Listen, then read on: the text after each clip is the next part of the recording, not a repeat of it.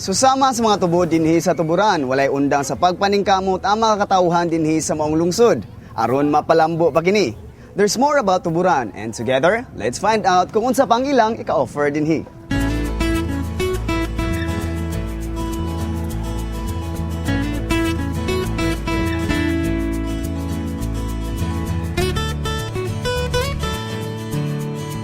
Ang lungsod sa tuburan padayong naningkamot nga mapalambo pa ang ilang lungsod. Ug sa natad sa seguridad, ang ilang lungsod is generally manageable. Sir, if you talk about the peace and order in Tuburan, maka-assure ta nga malinaw jud sa Tuburan. Kanang giingon nila nga insurgency sa una nga panahon, karon makaingon gyud tag insurgency free ang Tuburan. So ato nang religiously nga atong gipa-implement kanang mobisita mi sa within sa usa ka semana makabisita mi og katulo o mahimo sa among barangay, sa mga barangay nga assign ang atong mga personnel sa Tuburan. So makaingon na gyud ta nga ang mga tao diri sa Tuburan aware na sila nga dili sila mo appeal anang mga gitawag natong mga naa sa kalihukan. Og dunay mga moari nga mga bisita nga mobisita sa atong mga tourist attraction diri sa Tuburan. Maka-assure ta nga safety gyud sila diri og mobisita sila.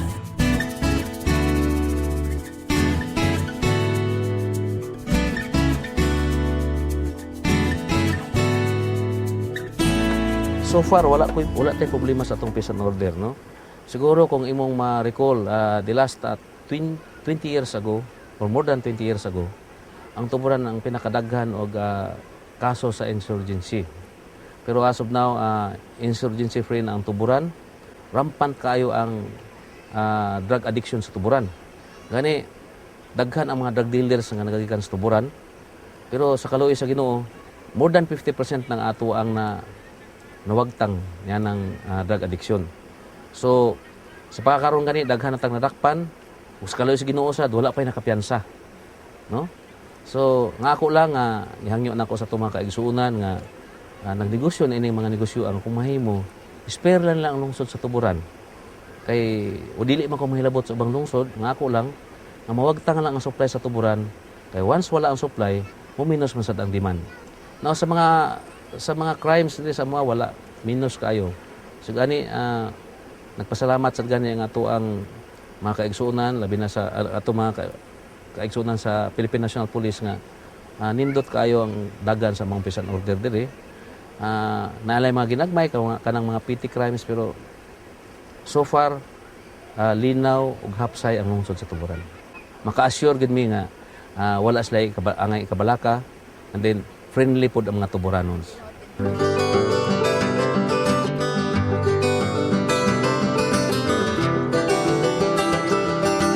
Daghang mga programa gagikan sa lalawigan sa Subo ang gihangop sa lungsod sa Tuburan.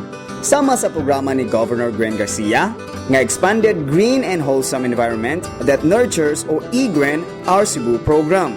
Di nagsilbi kini nga dakong tabang aron mapabiling limpyo ug hapsay ang ilang lungsod. Yes, ato nang gi-adapt, no? In fact, usata sa mga beneficiary no ng EGWIN program, then daghan tag mga barangays diri sa pagkaron gani natay mga pilot barangays nga atong gi-introduce ang EGWIN program, then daghan po tag mga barangays diri gani for 2 consecutive years natay barangays diri nga ning qualify sa first 20 no sa EGWIN program ni Governor Gwen. Then gi-adapt na po namo ang purok system. So far, okay man kayo, responsive po kayo ng atong mga barangay captains. Dako kayo gagatabang. Ang EGWIN program is, salamat ang dako sa atong mahal o pinangga ang gobernador nga iyang gi-introduce ang mga program kay nakatabang na sa atong barangay. Kaya ang tao manggudi, kinahanglan nga imo siyang i-dukdukon o sa-usa mo mulihok. No? So, pinaagi ni ini, atong mapausap ang mentalidad sa tao. Labi na gyud sa kanang atong purok system nga ang akong tan-aw gikinahanglan ang kooperasyon sa matag komunidad o gikinahanglan ang matag usa mo volunteer para sa iyang komunidad. Gawa sa EGWEN, dakong garbo usab sa Tuburan ang ilang Tubod Festival.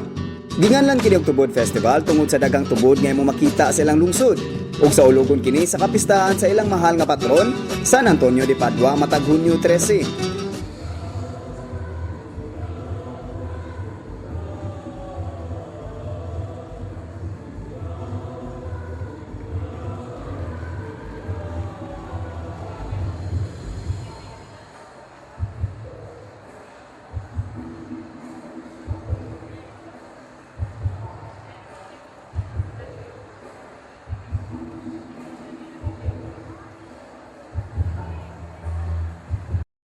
Ang paghatag og bili sa mga festival usa ka programa usab sa gobernadora aron ma-promote ang turismo sa lugar.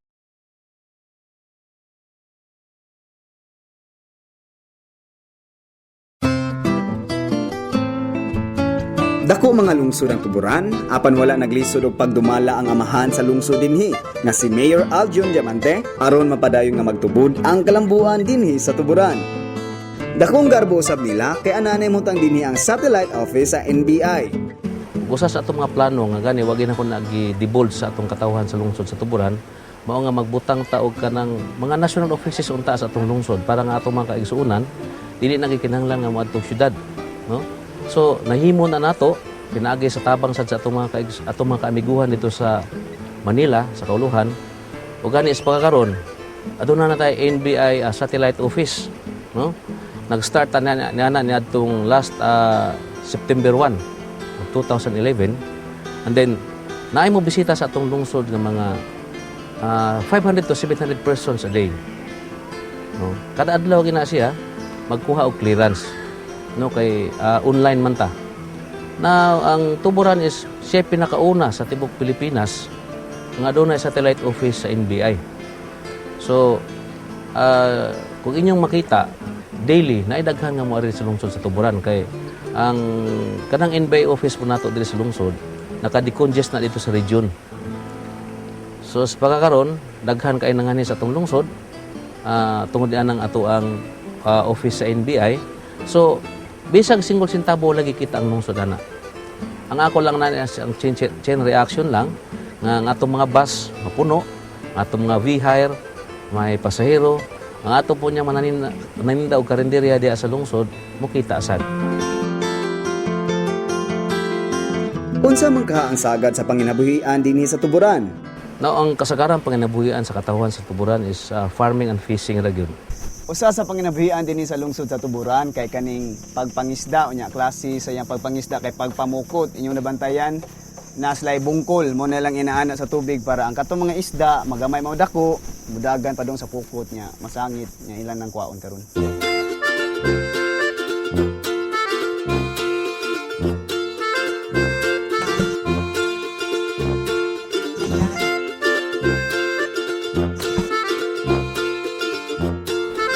Natay mga ginagmay nga mga handicrafts, natay mga ginagmay nga mga negosyo diri.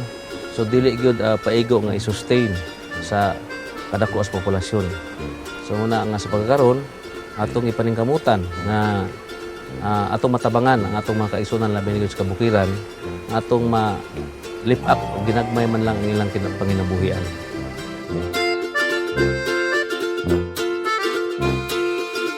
Matag usa ka nato adunay tagsa-tagsa ka mga talento. Ug usa sa mga talento nga ana ang mga katawhan dinhi sa tuburan, mao ang talento sa pagpangamot. Kinsa may magtuo nga kining coconut shell mapanginabuhian. Usa sa panginabuhian dinhi sa lungsod sa tuburan kay paghimo og coco handicrafts. Pero unsa ni klase nga proseso niya gibuhat ron kuya? Carving. Carvings di siya. Unsa may mga design ani? Kini siya nga mo gihimo mo ni design nga nganlan ni siya og kanang pirate. Pirate ani. Lahi po ni sila. Lahi. Kana siya panda na siya. Panda. Actually na siya daghan nga design, di lang kay pirates. Ani na po mga inani oh. Pila na po kakatuig kuya nga naghimo og mga inani klase nga design or pag handicraft? Mga kuan ako, mga 5 ka tuig kog kuan experience sa trabaho. Ang sa balik ko sa kauras niya, makahumantinig na mga napo kabuok sa usa ka sa usa ka oras. 8 na 8. Pila bibilidya ninyo ani? Tagkuan ni tag 16, 15 na ni ato sa kanang kuan. Sa unsa klase nga design? Di lain-lain og kuan na presyo. Ang kini siya di ay 18 din ang tag 16 kini ra siyang kuan habpan. Kani panda? Parehar ning presyo og kiring kuan pirate. 18 o ganang 16 to 18 ang base yung price. Kani siya pwede kani siya for home decors or coin bank. Pwede nimo i-save mo mga coins diri kung ganamo extra income. Savings na nasa klase-klase pa ng mga design. Pwede sa inyong hinigugma. Kini. Love. Ang simpleng coconut shell na himong maanindot kayo nga home decor. O di ba? Nagtubod ang artistic o creative spirit dinhi sa lungsod sa tuburan. asa man pwede mo stay sa tuburan at ang iyang tanan sa atong pagbalik.